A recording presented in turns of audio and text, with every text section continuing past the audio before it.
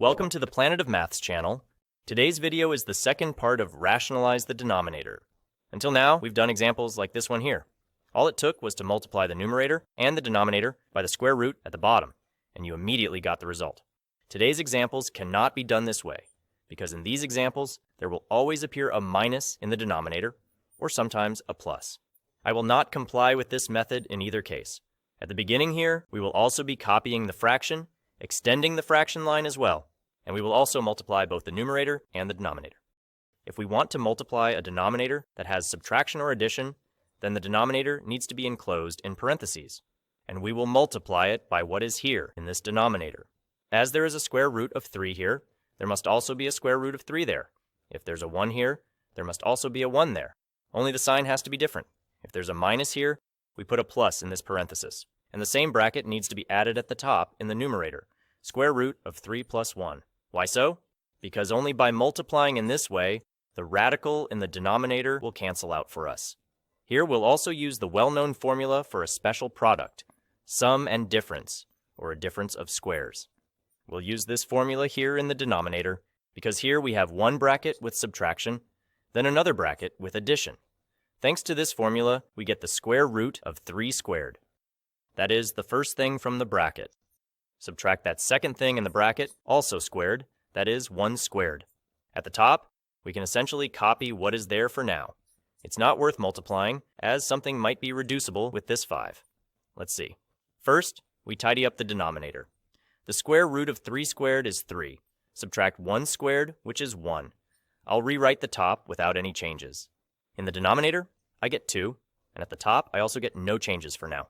I'm waiting here until that moment, because maybe this 5 with a 2 could be reduced, and if I multiplied it, then I couldn't reduce it anymore.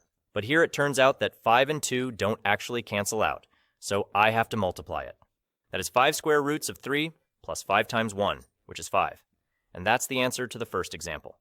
In the second example, we proceed in the same way. Rewrite the fraction and extend the fraction line. We put the denominator in a parenthesis because there is subtraction, and we multiply both numerator and denominator by a parenthesis. In this parenthesis should be a different sign than here. Since there is a minus, now we have to put pluses here and above, and put a 4 at the beginning, the square root of 5 later. At the bottom, we use the formula for special product, so it's 4 squared, which is 16, minus the square root of 5 raised to the second power, which is 5. At the top, I rewrite the square root of 2, although you can already see that this square root of 2 won't cancel out with anything at the bottom. Actually, I could have multiplied it, but I'll do it in a moment. 16 minus 5 is 11, and the square root of 2 multiplied by 4 is 4 square roots of 2, plus the square root of 2 times 5, which is the square root of 10. And here nothing can cancel out. That's the end of this example. 2 more examples in this exercise. We first copy the fraction, extend the fraction line, and put the denominator in a parenthesis. And we multiply the numerator and the denominator by the same thing, namely by 4 plus the square root of 7, both on top and at the bottom, so that we could use a special product formula here. At the bottom, we get 4 squared, which is 16. Subtraction is always in this formula here, and the square root of 7 squared is 7. I'm copying the top, not multiplying here, because the 3 might cancel out with something here. At the bottom, 16 minus 7 equals 9. And here we see that it was worth not to multiply this bracket, because now I can simplify this 3 and this 9. Although there's addition, the addition in the parenthesis doesn't bother me. I reduce 3 and 9, so here I get 1, and there I get 3. The final result is, here at the bottom we put a 3, and at the top, since there's a 1 before the parenthesis, so we don't need to write this parenthesis, it's enough that we'll write 4 plus the square root of 7. This is the end of this example. In the last example, there will be more calculating, but we rewrite the fraction, extend the fractional line, and we multiply. We put a bracket at the bottom. A bracket will also be needed at the top, because this time, at the top, we also have a plus. And what do we add? If there is a minus in the parenthesis here, we add a plus, so it will be 3 plus the square root of 2. And as I added it at the bottom, I have to add it at the top as well. Exactly the same, 3 plus the square root of 2. Counting at the bottom, when you know the special product formulas is cool, because 3 squared is 9. Subtract the square root of 2 squared, which is 2.